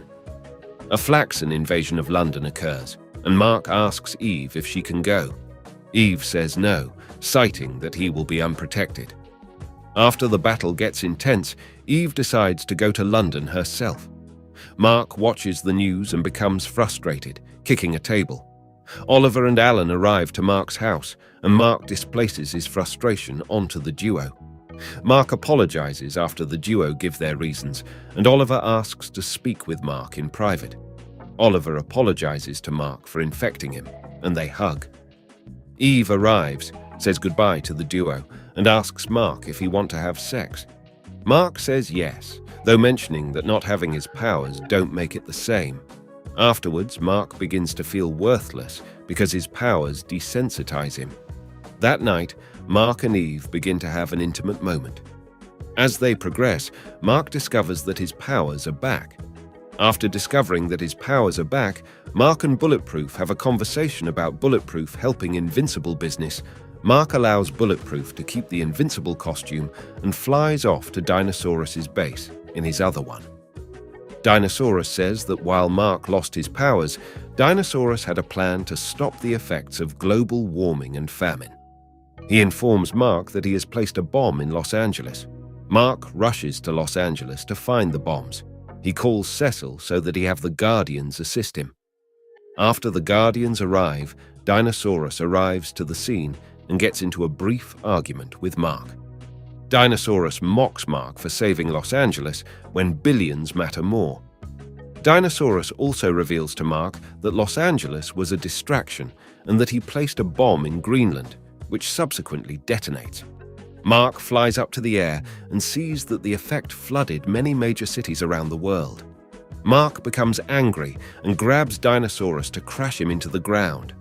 Dinosaurus attempts to reason to him, but to no avail. Mark continues to attack him until Dinosaurus launches him. Dinosaurus tries to get Mark to see the bigger picture, but Mark punches him. He demands Dinosaurus hear his side and declares that Dinosaurus must die. Dinosaurus defeats Mark and declares that he must die instead. Dinosaurus supposedly kills him by smashing his head in and dismembers him for the world to see. However, it is revealed that Dinosaurus put Mark in a coma, utilizing Mark's vulnerable ears, and instead killed a depowered, hastily made clone of Mark. Mark explains that though Dinosaurus is getting rid of a problem, he caused more harm than good. Dinosaurus realizes that Mark is right and frees him from his coma. Dinosaurus stated that he developed a god complex and that he was only trying to save people. Mark asks Dinosaurus for help, but he refuses. Dinosaurus says that there will be some good that comes from his flooding the cities. Hoping to atone for his mistakes, Dinosaurus asks Mark to kill him. Mark walks out of Dinosaurus's base with blood on his clothes, signifying that Dinosaurus is dead. Cecil arrives to see Mark, and Cecil reveals the casualty rate, and Mark asks Cecil to see Eve before he goes to prison. Cecil instead gives Mark a chance to work for him again. He gives Mark the earpiece, and Mark heads home to see Eve. He notices his parents are there too, and they are relieved to hear that Mark isn't dead. Mark and Eve go to talk in private on his home roof. Mark reveals that he is working for Cecil again, much to Eve's shock. Mark goes on to say that he was reckless and shouldn't make the same mistakes. While Mark was talking, Eve suddenly revealed to Mark that she is pregnant. Mark is initially in shock, but states that he will stand with whatever decision Eve makes. Not wanting to get an abortion again, Eve decides to keep the child. Mark, excited to be a father, embraces her. They find Nolan and Deborah kissing each other. The next day, Mark and Eve headed to help the Guardians to clear debris. Robot asks Mark why he's here due to his apparent death. Robot's drone attacks Mark until Cecil intervenes to take Mark to the Pentagon. Cecil apologizes, and Mark informs Cecil that Nolan is back on Earth. Mark also mentions that he will be a father and asks for his assistance. Mark finally asks Cecil to see Dinosaurus to make sure he's dead, noting what Cecil did with Conquest. Cecil provides the corpse, which Mark identifies as true due to a special marking he placed on it. Mark heads home and asks a superhero consultant named Sherry to check on Eve's fetus. Reluctant at first, Eve allows her to do it. Sherry uses her X-ray vision and sees that the fetus is fine. However, she states that Eve must not use her powers because they could eventually kill her fetus. Mark would later attend his father's inauguration as Emperor of Viltrum, after the exile of Thrag and the discovery that Nolan's father was the original Viltrumite emperor, Lord Argol. Mark tells Eve about it. Eve uses her powers to make a ring, and even before Mark asks her to marry him, she says she will. After they have sex, Eve realizes that her making the ring may have harmed the fetus. Mark calls Sherry, and she reveals that the fetus is alive. However, her previous statement was that she was playing it safe and that she must never use her powers. She reveals that the calories burned using her powers can feed on the fetus in order to give her body energy. While Eve was away, Mark would battle Mauler again, believing him to be dead. After he and the Guardians defeat Mauler, he heads home to discover that Angstrom Levy has taken Eve hostage. He rushes to Levy and is sent to the same dimension that Mark supposedly killed him in. He watches in shock and realizes that an alternate version of him has resorted to cannibalism to survive. Not recognizing him at first, the alternate Mark asks him to join in. He then realizes who Mark is and attempts to eat him. Mark attempts to reason with the cannibal sinister Mark, but to no avail. Another version of Mark, Mohawk Mark, arrives and offers assistance. Mark assists his alternate version in taking out the cannibalistic one. Mark returns back to his reality, and Mohawk Mark follows him. Mohawk Mark charges into Levy, but Angstrom reveals that he has had a change of heart after talking to Eve. Levy also reveals that many versions of Mark are evil, and it should scare him. He surrenders and opens a portal back to the alternate Mark's home reality. But Mohawk Mark quickly takes Angstrom with him, and the portal closes. Later, Mark asks Rex to scan the room to figure out which frequency the dimension is, hoping to find out what happened to Levy. The next day, Mark stops a burglary and asks Robot to keep him posted on the Levy situation. Mark arrives home to notice that his old room is being converted into a room for his child by Eve. Mark would then be visited by his father, and they head to the moon. Nolan reveals that he has exiled Thrag and that he worries more than ever about his family. Mark also reveals to him that Eve is pregnant with his child. Mark and Eve go to the moon base, now the home of Mark's parents. Eve mistakenly reveals that she is pregnant after Nolan asks Mark if she's going to tell his mother. The four have dinner, and Mark boasts about his newfound strength. After going back and forth, Mark and Nolan arm wrestle. Mark is able to hold his own for a while until he notices Anissa watching from outside. Then Mark heads into a Magmanite invasion led by a newly powered Dr. Seismic and Volcanica. He attempts to kill the giant monster, but is stopped by Dr. Seismic. Dr. Seismic attempts to incinerate Mark, but only burns his costume. He throws Dr. Seismic off of him and rushes to the monster, only for it to be killed. Mark flies to the sky and discovers that Anissa has slain it. Curious to know why, Mark cites that he noticed her watching his father and him arm wrestle. Anissa rebuffs and says that she was watching Mark instead of Nolan. She kisses Mark, much to his confusion, and flies off. Mark goes home, and Eve pleads with Mark not to go after Angstrom. That night, when Eve is asleep, Mark gets a call from Robot, stating that he has found a way to get to the alternate dimension Angstrom is in. Mark and Eve head to the space station Rex is at. After a brief argument with Eve, Robot and Mark head to the other dimension. On their way to the alternate Earth, they encounter an alternate version of Conquest. Conquest demands that the duo come with him, or he will kill them. They comply and head to the Pentagon to see the alternate reality Mark that took Angstrom. He gets Mark to go with him, and the alternate Mark reveals that he is torturing Angstrom in order to get him to expand the Viltrum Empire. Mohawk Mark says that Mark is one of the few good Marks, and suddenly Robot admits a pulse onto the duo, causing them intense pain. It is the same pulse that was used on Mark before. Robot kills the scientists and fires a grenade into Mohawk Mark's mouth, which ends up killing him. Robot then kills Angstrom to ensure that Mark has no way of returning to his home dimension. Robot tells Mark that he doesn't want to kill him and instead decides to leave him stranded there.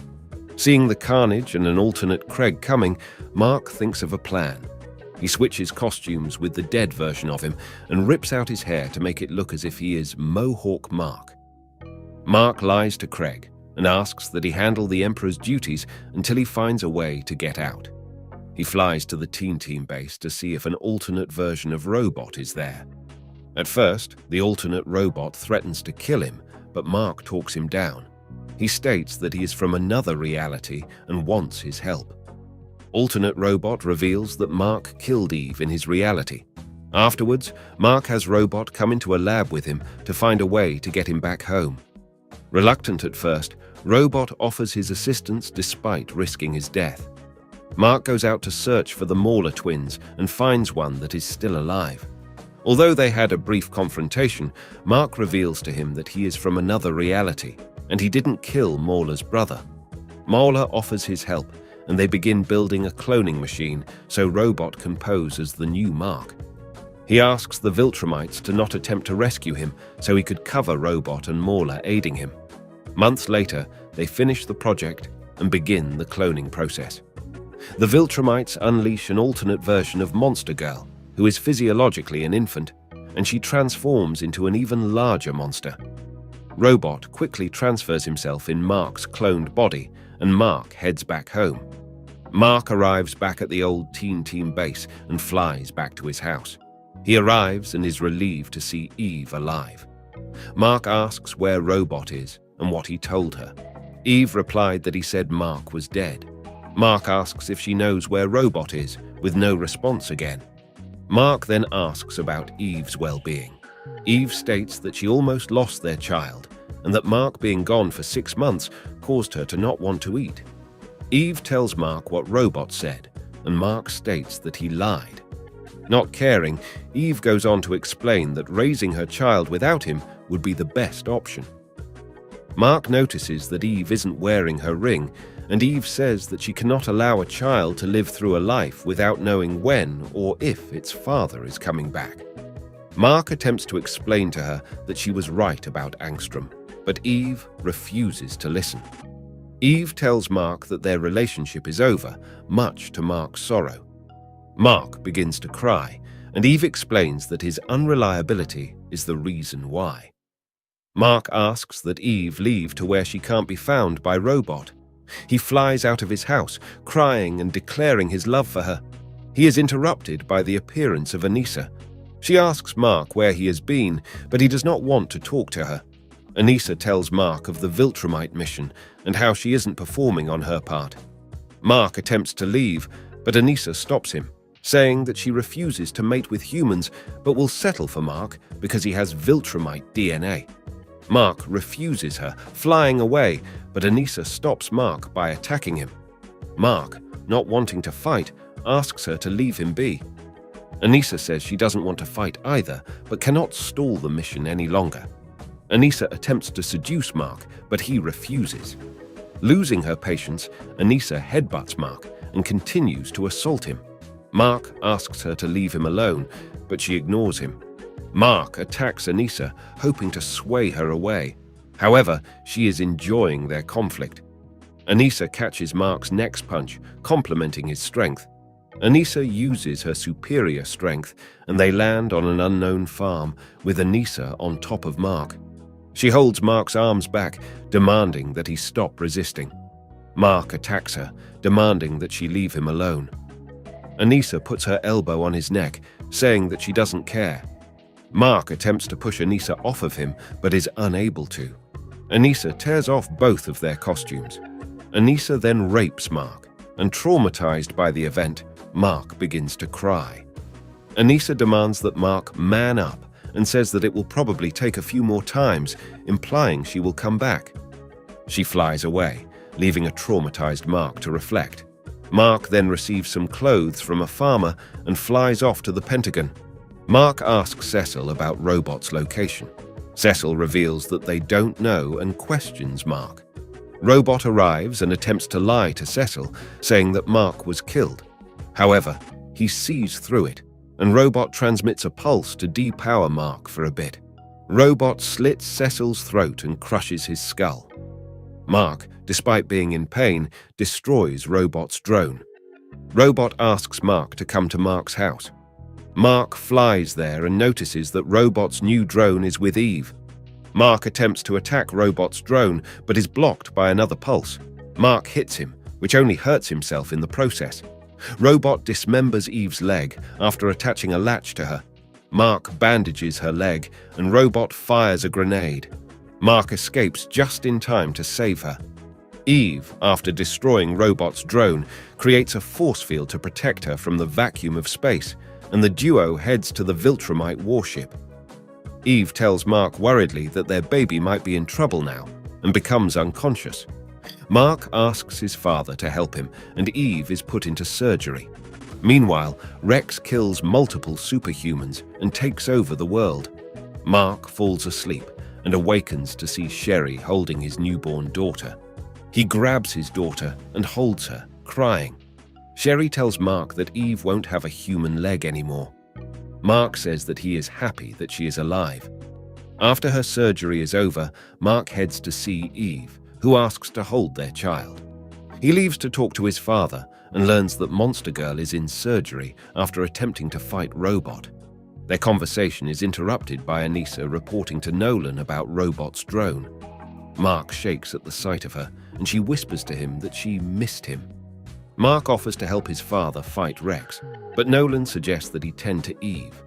Meanwhile, Eve, having lost weight immediately after childbirth, uses her power to rebuild Mark's Invincible costume and tells him to save the world. Mark rushes to Robot's drone, but stops and wonders why the Viltrumites aren't attacking it. Anissa offers to help him up, but Mark smacks her hand away. Nolan intervenes and tells Mark that the Viltrumites have negotiated with Rex. Mark rushes to the Pentagon and confronts Rex in person. Rex attempts to reason with Mark for a long time. Rex finally gets through to Mark, who heads back to the moon. Mark informs Eve that Rex has actually won. Mark heads to William and Rick's dorm, and William tells Mark all the good things that have been happening since Rex's takeover. After, Mark takes Eve to her parents' house, and they have dinner with them. They meet Eve's daughter. The next day, Mark and Eve go to funerals of Black Samson, Knockout, and Kid Thor and Cecil. Mark flies in the sky, only to be interrupted by the Immortal. The Immortal asks for Mark's help in stopping Rex. Mark goes on to say that Rex is doing the right thing, logically, no matter how evil it may seem. The Immortal points out that the world doesn't make sense. It never has, and it needs to stay that way. Touched by his words, Mark asks his father for help again. Nolan refuses again. Mark looks behind him and notices that Anissa is there. He grabs her throat and tells her to back off.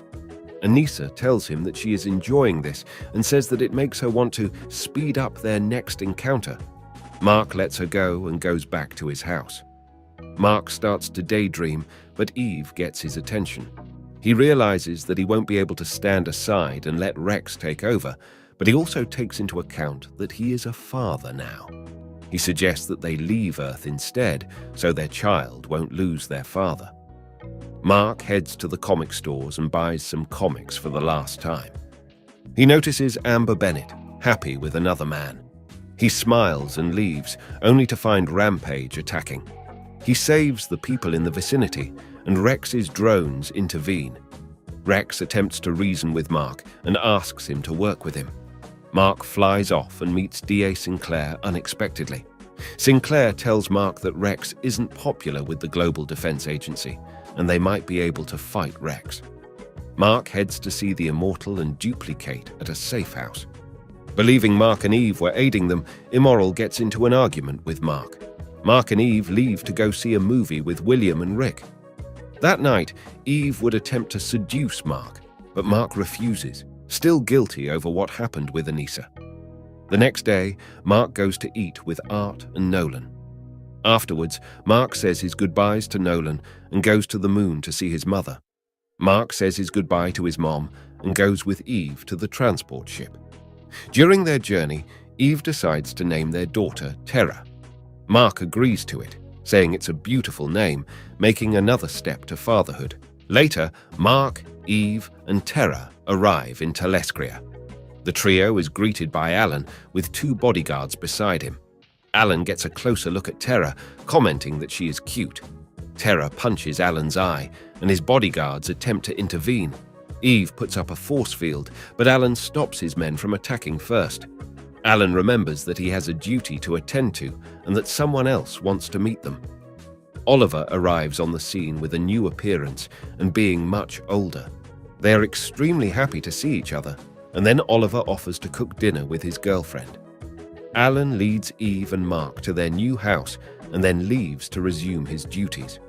While Eve changes Terra's diaper, Mark goes to ask Eve where to put her clothes.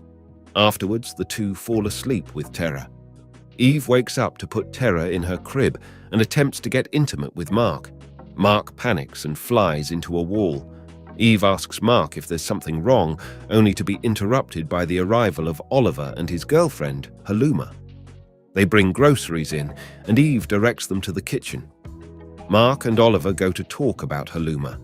Oliver comments to Mark that her lobster-like appearance may seem strange, but that's what he's attracted to. Mark comments that he's happy for him. The four sit down for dinner, and Oliver asks Mark to try the food. Mark takes a bite and is surprised at how much he enjoys it. After dinner, an exhausted Mark falls asleep on the couch. The next morning, Mark goes to the bathroom to defecate what he ate. Eve knocks on the door and asks him if he's okay. Mark attempts to flush, but to no avail. Eve arrives with Mark, believing he broke something. Eve finds a button on the side and flushes it down. Mark heads to a window, and Eve follows him. She holds his hand, and they kiss. As they get intimate, Mark begins to cry, and a worried Eve wonders what's wrong again. Mark sits down, and with enough persistence from Eve, finally reveals that Anissa raped him. Mark goes on to say that it happened after Eve broke up with him. Eve attempts to comfort him, but Mark pushes her away. Mark goes on to say that he refused her, and him not holding back enough may have allowed it to happen. Mark ponders on the question, and Eve begins to cry. Then Eve suddenly panics as she noticed that Terra had stopped breathing. Mark and Eve rushed her to a nearby hospital. They arrive and are asked to sign paperwork. The doctor arrives and scans Terra, asking what species she is. Eve tells her that she is a human Viltrumite hybrid, which makes the doctor want to refuse her treatment. Mark demands that he do it for anyone, and the scared doctor complies. They ask to go with him, but the doctor insists that they'll only be in the way. They wait in the lobby, and Oliver arrives with Haluma. Mark begins blaming Haluma's food. After a heated discussion as to the source of Terra's illness, Mark began crying in grief over the thought of losing her. Eve comes back from the emergency room to tell Mark that Terra is fine. The doctor tells them that the food she ingested caused her to be oxidized, and since Viltrumites can hold their breath for a long time, she didn't need to breathe. However, the doctor said that her not breathing caused the oxygen to not rush to her brain. Mark goes to Alan's office, who asks him if his superhero duties are over. Mark says yes, but Alan says that he must make some form of payments since he exhausts coalition funds. Alan remarks that he would let him stay here free of charge, were it up to him.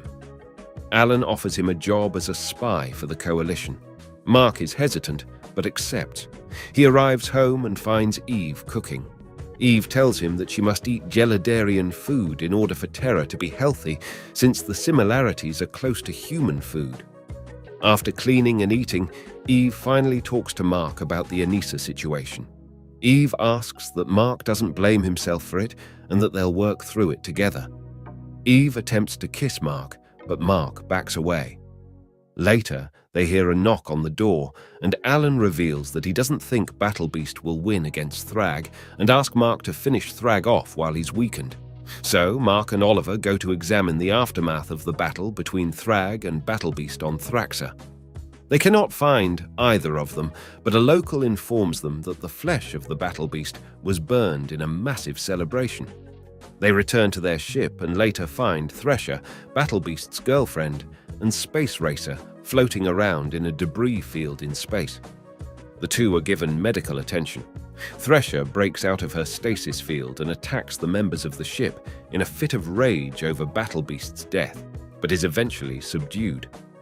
Mark returns home, where he discusses the recent events with Eve. As the two get ready for bed, Eve claims that she wants to do more than just go to bed. She tells him that it's okay if he doesn't want to, but Mark says he wants to try. One night, Mark is awoken by Terra crying, and he goes to care for her. They spend a lot of time together, with Mark doing fatherly things like feeding her, getting thrown up on, playing with her, and reading to her. Mark tells her how much he cares for her, and that she is the best thing that has ever happened to him. He also tells her that if she comes home drunk or destroys their vehicle, he will scold her, because that's his job. Eve wakes up to see Mark and Terra having some father-daughter time. Mark suggests they go out to eat and see the world. While walking in the park, they see a young alien girl trying to get her kotha out of a tree. Mark saves the kotha, and the girl eats it alive. Mark tells himself and Eve that it's an alien planet, and Eve says that it won't let them forget. Mark hopes that Thrag got sucked into a black hole, unknowing of Thrag's actual condition. Over the next few weeks, Mark spends time with Eve and Terra as they adjust to life on Talescria. Mark and Oliver go on a job for the Coalition and find an illegal Canslock farm. They fight a creature known as a Rhinax. After defeating it, they report back to Alan, who tells them that Thrag has probably killed Space Racer. Mark, Oliver, and the Coalition decide to move in on Space Racer's last known location. However, when they arrive, Thrag was gone. They start searching the planet, and Mark enters a cave where he finds a creature emitting a blue light. Upon touching it, a flash of light blinds him, and the next thing he realizes is that he was sitting on the toilet, reading Science Dog, the same way he was before he had his powers. Mark progressed through the day with knowledge of everything that would happen. He approached Atom Eve and asked her about the teen team. She hadn't met him before and was shocked that he knew her secret identity. She dragged him to meet with the others. They were all in disbelief that he knew so much about them, yet they had never met him before. Over the next week, he told them how to win all of their future battles with David Hiles, the invading Flaxons, and the Mauler twins. Soon, Nolan noticed that Mark seemed depressed. He asked Mark what was going on. Mark took him outside and revealed that he had his powers, and Nolan was elated. However, Mark told him he needed to promise that he truly loved him. Nolan said he did, of course. Then Mark asked him not to turn evil and invade Earth as he was secretly planning to. Nolan became angry and immediately attacked Mark. Mark led him to Utah, where he tricked Nolan into smashing into the Guardians of the Globe headquarters. He revealed Nolan's plans to the Guardians, and they subdued Nolan before he could kill them. Cecil Stedman soon arrived and brought Nolan back to the Pentagon to restrain him. However, upon waking up, Nolan pleaded that he was sorry and that he felt regret for what he had done. Later, Mark continued to save countless lives by knowing when the bad guys would strike and how. He saved Eve several times, but had to keep his distance as she was still dating Rex in the present timeline. One night, Mark is once again approached by the mysterious entity. It offered him a chance to stay there and save lives or return home. He decided to return home as he couldn't bear to be away from his daughter. The entity was confused that he would trade countless lives for one, but Mark confirmed his decision. Mark was brought back to his original timeline. There, Mark learns that 5 years has passed since he experienced the reboot. He flies back to Talescria and discovers that Terra is now a small child instead of a toddler. Mark begins to weep about having lost precious time with his daughter and asks for her forgiveness. She forgives him, and they embrace. A sad Eve embraces him too. After putting Terra to bed, Mark and Eve discuss what happened during Mark's venture in time. He cries as he says that the many lives he saved are lost due to him choosing his daughter over them. Eve comforts him, and on the next day, they take Terra to school, and later they go to meet Alan. Alan embraces Mark and is joyous to see him. Mark asks about Oliver, and Alan says that he is fine. Alan asks for Mark's help again to stop Thrag, and Mark blatantly refuses. He goes to a party at Alan's house later and talks with Oliver. Mark watches the sky while others are mingling. Oliver asks how he is doing with Mark not recognizing him at first. Mark starts to cry, and Oliver comforts him. The next day, Mark and Eve go on vacation, with Mark being happy to have his family back. They arrive, and Eve reveals to Mark that she was seeing someone else while Mark was gone. While talking with Eve about it, he says that he understands. Later, he tries to take Terra flying, but she gets scared. Mark later reads Terra a story. After they relax throughout the day, Mark and Eve think about what's happening on Earth since they haven't heard from Nolan in a while. They later visit Alan in the hospital after his attempted assassination.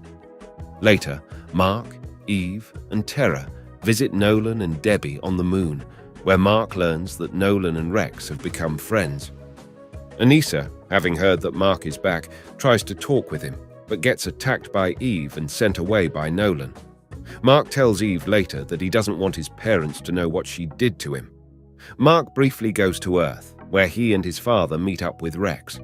Rex tells Mark all the good he has accomplished in the last 5 years, and how everyone but Monster Girl and Monax are on his side.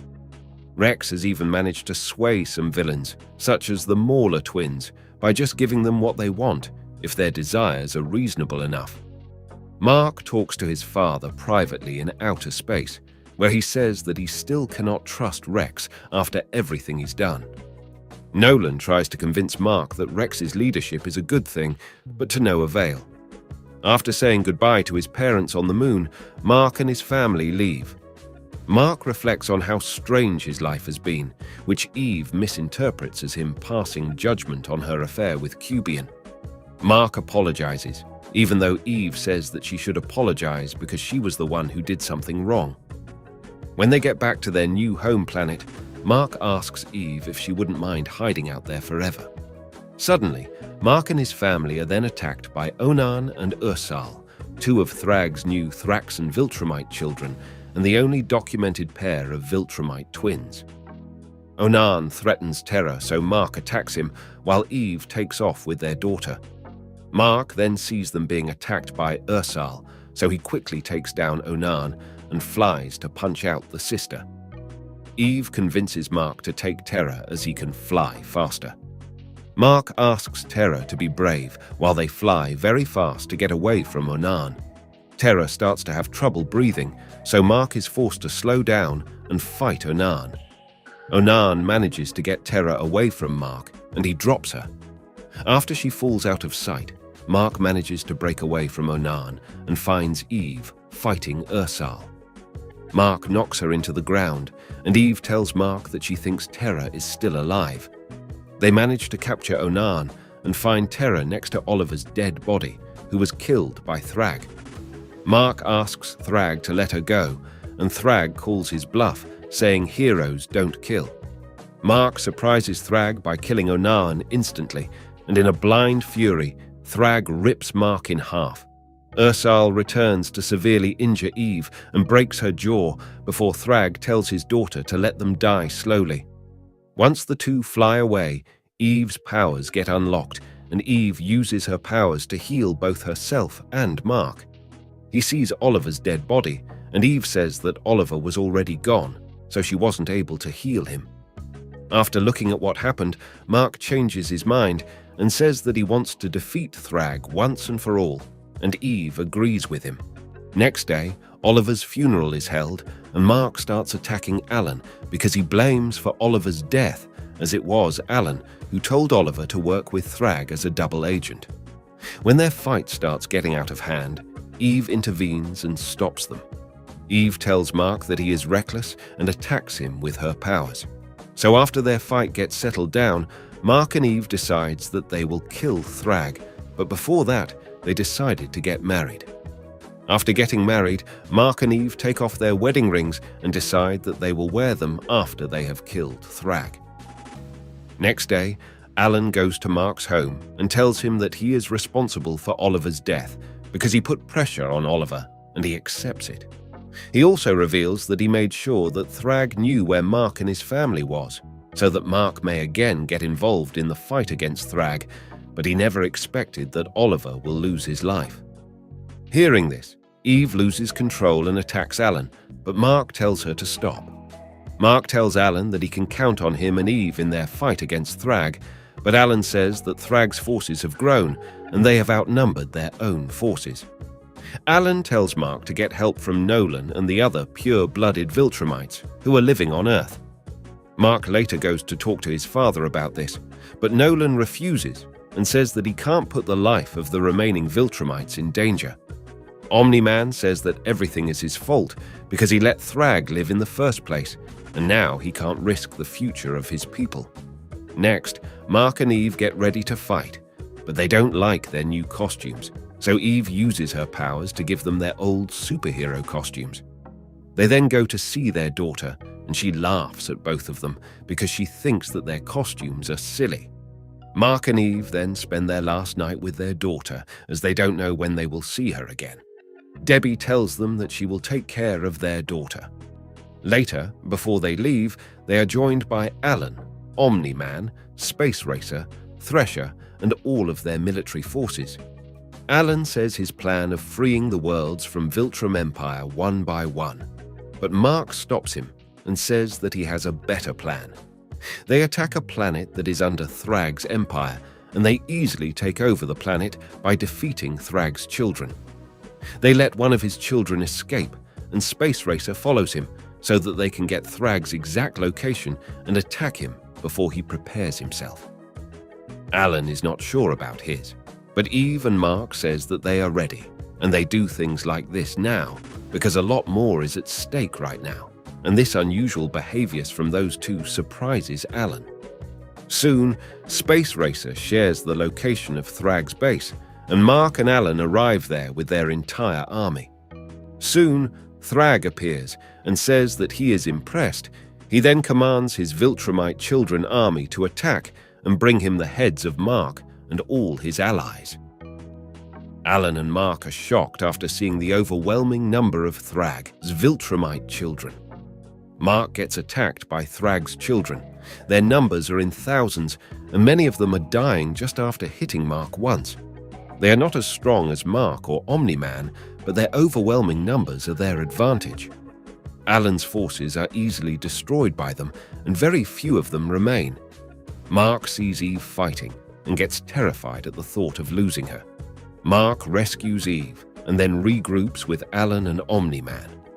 They escape from that planet after getting defeated and losing most of their forces. In the spaceship, they get the news that Thrag and his forces are following them, and it's revealed that this was Mark's plan all along. He is leading to a stronghold, which is revealed to be Earth itself. Omni-Man gathers all the Viltrumites on Earth and tells them that Thrag is coming with his forces and that they should prepare themselves for a battle. Mark then talks with Omni-Man and says that he forced his hand to involve Viltrumites into this. But Mark says that this will give them advantage in this fight. Their conversation is stopped when Anissa is brought into it. Omni-Man asks what happened, and he asks if Anissa forced herself on Mark. Mark is surprised that Omni-Man knew this. Omni-Man says that on their planet, it was normal for the strong to choose their mate, and they killed anyone who was weaker. But he also says that Anissa is now a completely different person after living on Earth for so long. Then Mark argues with Eve because she wants to join the battle, but Mark says that she can't fight in space, and if the fight moves to Earth, she can then join in. Mark then goes with Alan. Alan tells him that it's time to go and that the Viltrumites have almost caught up to them. Mark asks why they are flying so close to the sun, and Alan reveals that it's to hide their own Viltrumite forces from Earth. Soon the battle starts, and Thrag attacks with his forces. Omni-Man and Mark joins the fight. Omni-Man tackles Thrag, and Mark starts fighting his children. Thrag gets the upper hand while fighting Omni-Man, and Mark gets worried seeing this. Thrag was about to land a killing blow, but Mark tackles him. Thrag throws him away, goes to Omni-Man, and impales his heart with his arm. Seeing his father in a near-death state, Mark loses control and kills many of Thrag's children with a single hit. He then begins fighting Thrag, but they are suddenly interrupted when Robot arrives from Earth in a space shuttle. Robot tells Mark that even though they disagree with each other, it doesn't mean that they can't work together when their interests are aligned. He transforms into a giant robot and begins fighting Thrag's forces. Mark tells Thrag that he is a madman, and even though he was trusted with safeguarding their kind, he will cause the end of Viltrumites himself.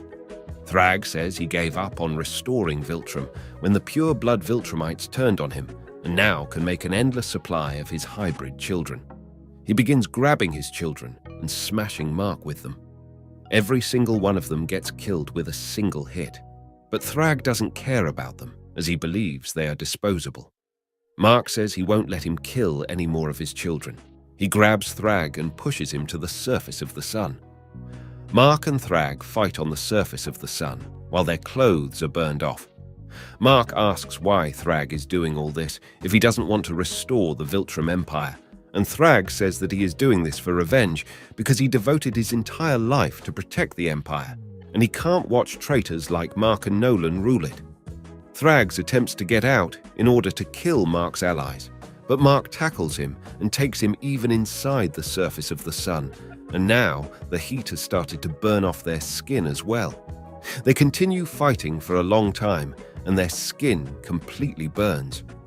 Soon, Mark then gains the upper hand when one of Robot's armors arrives and attaches itself to him mid-speech, granting him a few extra moments of protection from the searing heat while Thrag continues to burn.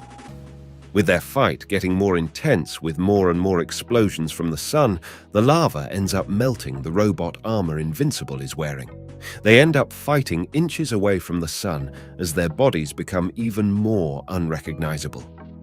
In the final moments of the fight, Thrag, having sustained far more damage than his opponent, breaks both of Mark's arms in a fit of rage and desperation. But Mark thinks quickly and then finally kills Thrag by ripping his throat out with his teeth. After that, Mark is fully prepared to die as well, only for Alan to show up and carry him to safety, leaving Thrag's corpse behind to be consumed by the sun. Mark's body appears like a burned core. Eve looks at him and starts crying while he was being taken for treatment. Soon, Mark makes good recovery and wakes up. He goes to see Omni-Man, who is in every bad condition.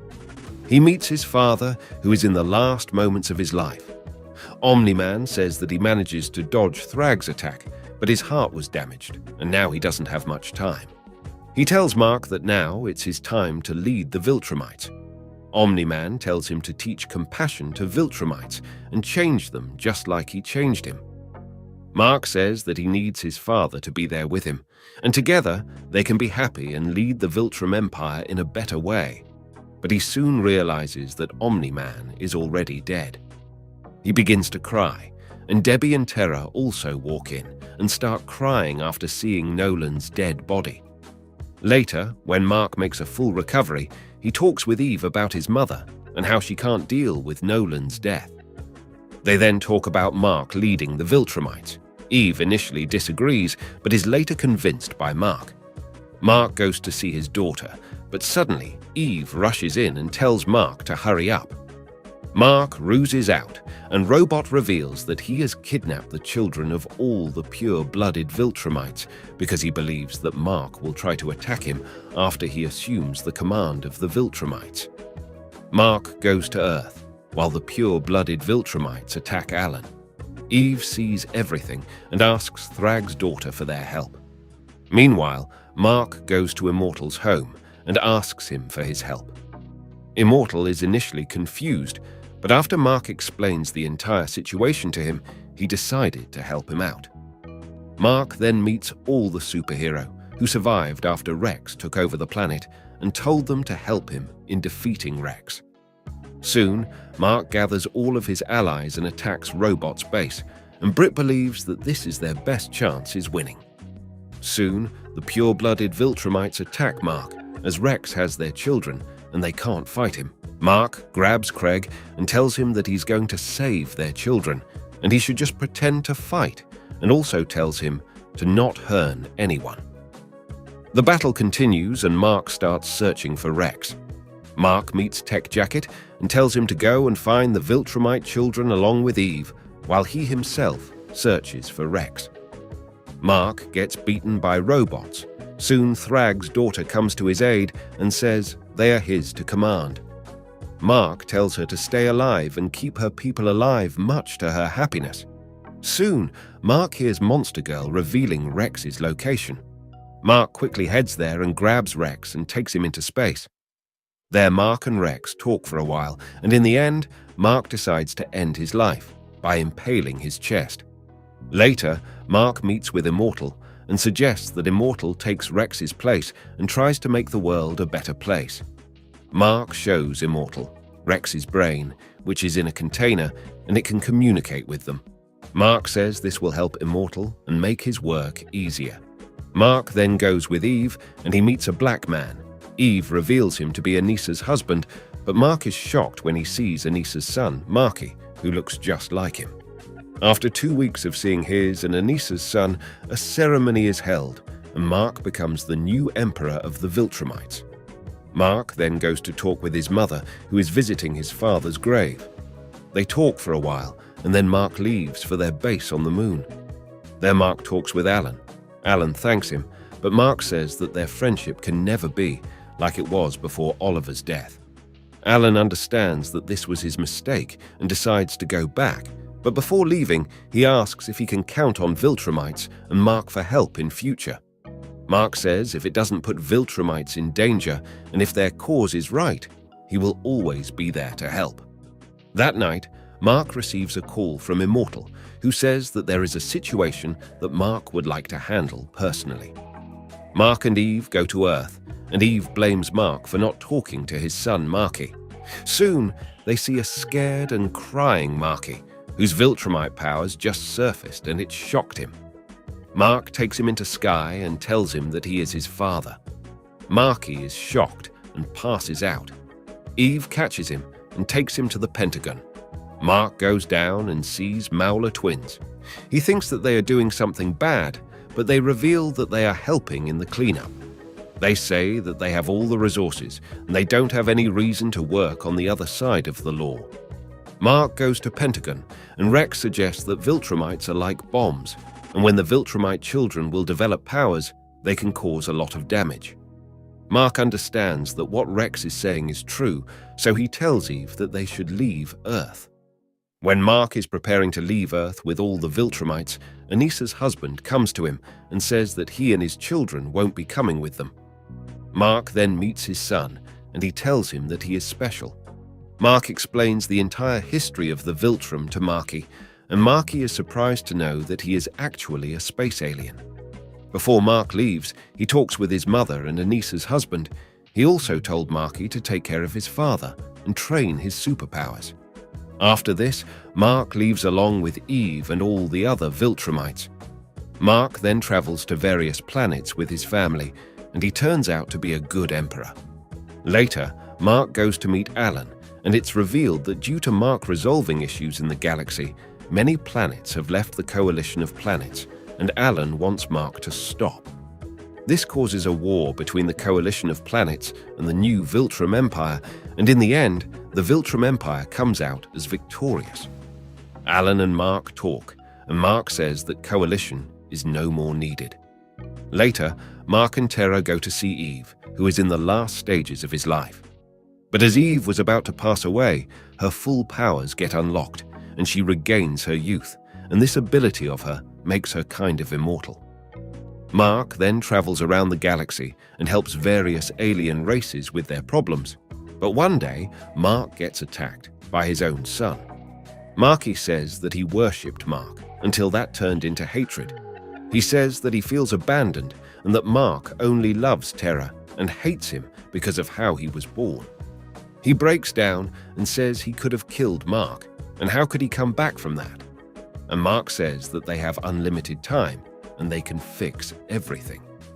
Then some time later, on a different planet, Terra fights an alien champion and easily defeats him. She refuses to kill the champion, and this angers their king. He attacks Mark with his sword, but the sword breaks, and Mark says all of his people are as strong as him, which scares the alien. The alien asks for Mark's forgiveness, and Mark lets him go and tells him that it's the Viltrumite way. Later, Eve and Mark talk, and Mark reflects on his first fight with his father. Mark says that his father said, "What will he have after 500 years?" and then looks at everything around himself while smiling.